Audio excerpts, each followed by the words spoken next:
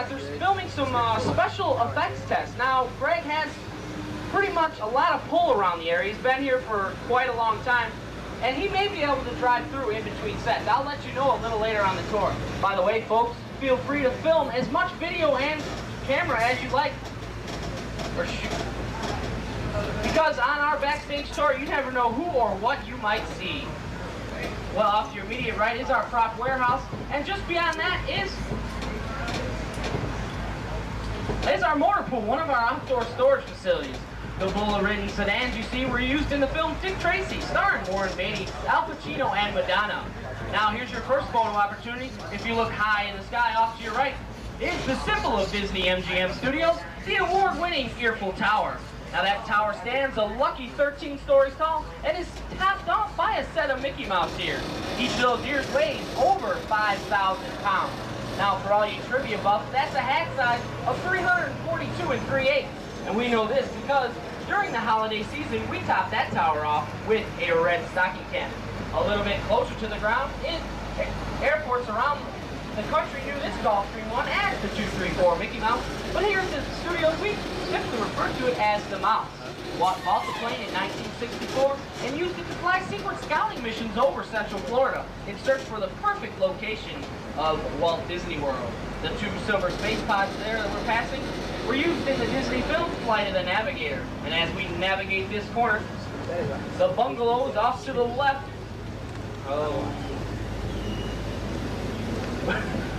we're used in production, where production crews uses their headquarters while filming at the studios. In recent weeks, we've had such things as the ABC sitcom Family Matters film their season finale.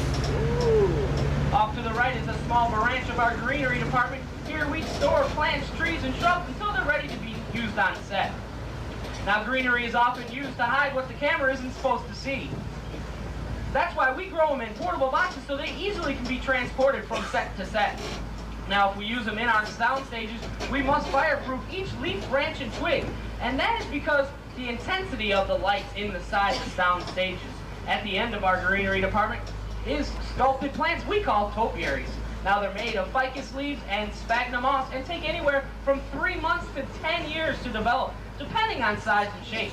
We have a cast of over 180 topiaries throughout our resort. Well, it looks like Greg's taking us into a section of the tour we call creative costuming. In costuming, it all starts out with up to 180 artists design and manufacture costumes for our motion picture television entertainment needs here at the Walt Disney World. In some of the display cases, you'll be able to see actual costumes worn by the actors and actresses in their represented production. Well, folks, it takes a lot more than a pretty costume to put on a great show. There's also technical sides to our studio, and that's where our lighting, audio, and camera departments come in. And you'll be able to see that off to your left. This is where we put together sophisticated equipment packages used by production crews on our sound stages and backlot. We also provide crews for such things as rock concerts, location shoots, and any other needs around the country.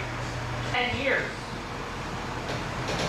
Until it was used and modified for video production, our plane was recently hijacked on Soundstage 3 in the film Passenger 57 starring Wesley Snipes. Now off to your left is our scenic shop where carpenters put together and maintain sets used on our backlots and sound stages. Currently they're working on The Spirit of Pocahontas, which makes its theater debut June 23rd in our backlot theater. Well, our carpenters got a little crazy one day, and they filmed right here. That solar van you see was one of 3 identical props used in the film. Underneath the green canopy, you'll see our underwater special effects tank. Here, created for Terry Hulk Hogan in Thunder in Paradise, the bottom of that pool is actually carved out to look like the ocean floor. Well, it looks like we're going deeper into our backlot, into a street we call residential. Now, a lot of people say, Brian, I would love to come and live at Walt Disney World, but folks, before you pack your bags, take a look at the first house coming up on your right side. The art says it all, open house. There are no insides or backs to any of these homes on the street. When Jim Varney was filming Ernest Saves Christmas, he used house number 242 for the exterior shot of Vern's house. Now, because different scripts call for different neighborhoods, we have 8 different styles of American architectural represented. On your left side, that pink Mercedes-Benz you see there was driven by Dolly Parton in Straight Talk. Okay, now we come to Sophia.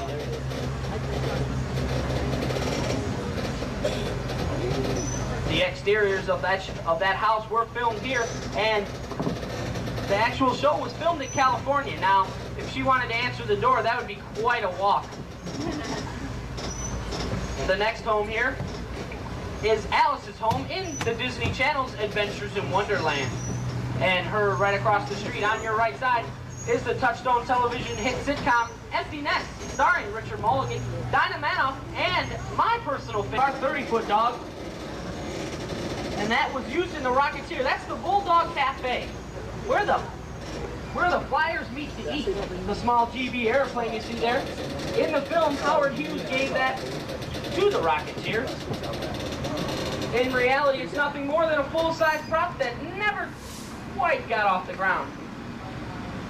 Well, if you look straight ahead, it's actually modeled after an that boat is actually modeled after an SR-71 Blackbird spy plane, and it's been clocked at speeds of over 70 miles an hour. That 1920 black Chrysler car with the green spokes was used in The Untouchables, starring Sean Connery and Kevin Costner. That big C-123 cargo plane was used in a film called Operation Dumbo Drop, starring Danny Glover, Ray Liotta, and Dougie Doug. That movie is set to release sometime this summer. Now, the military-looking vehicles you see along with this huge tank were used by director Steven Spielberg in the film Indiana Jones and the Last Crusade. If you notice the rubber treads on the tank, and if you notice the treads, they're actually made of rubber. That was for the safety of the stuntmen and actors. The 3 blue Plymouths were used in the film Who Framed Roger Rabbit. Each time Detective Eddie Valent drove his girlfriend's Dolores car into Toontown and was blown up, then we would have to use another one. There was a total of 7 in the production. The trolley car you see there is actually a bus modified to look like a trolley car. If you notice, the steel wheels are actually fiberglass plates fitted over the tires of the bus. As we pass our executive yacht club, the push carts and battered bobsled was used in the 1993 film Cool Runnings, starring Dougie Doug and John Candy.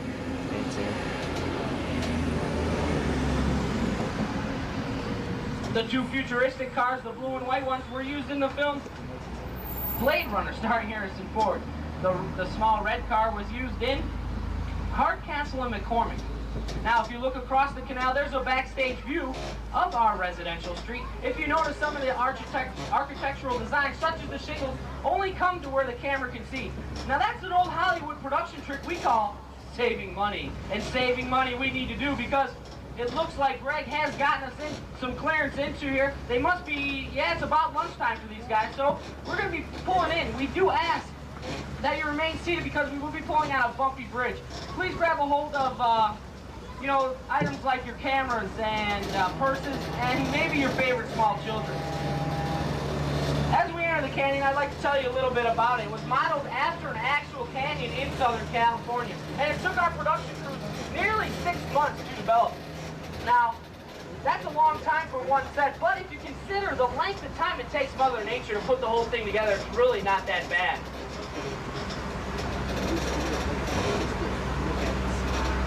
We will be stopping in the canyon so that you guys all can take pictures and take a closer look at it. And I can tell you a little bit more about it.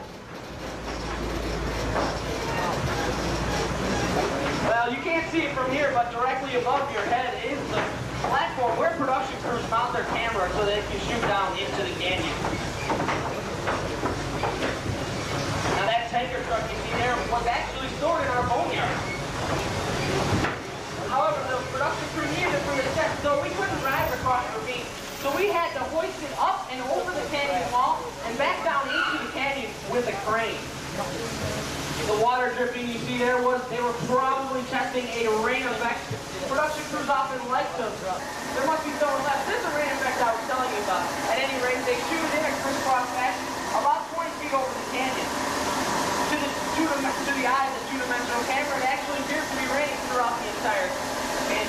notice closely. Scene 1, take 2. It looks like we're going to be in the scene, ladies and gentlemen. Hang on. But, guys, we're still in the canyon.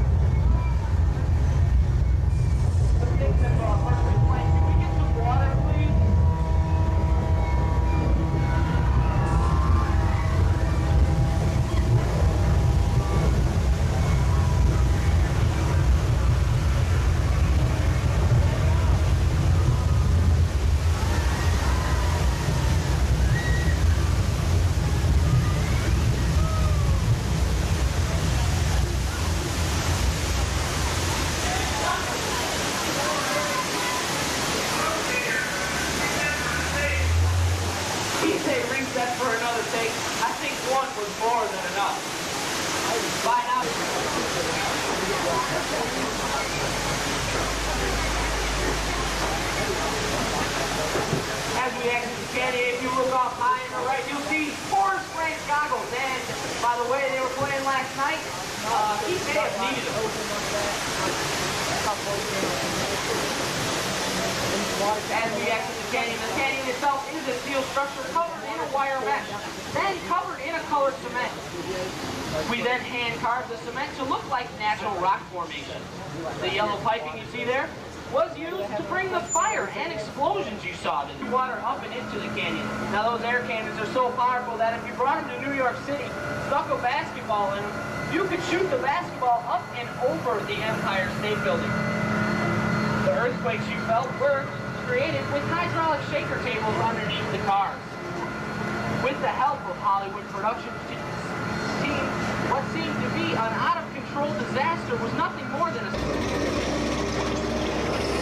We're now pulling into the studio showcase where we feature some costumes, awards, and props from some of your favorite movies and TV shows. Film movies like Honey, I Blew Up the Kid, Tim Burton's Nightmare Before Christmas, Santa Claus, and Star Wars. And some of your favorite movies for all you home improvement fans, that'll be in there also. Please stay seated. I was in the Missouri house one night. These were all the answers to this one. This means the movie North Pole is not what it used to. They have tried and they have failed to keep this information in the park.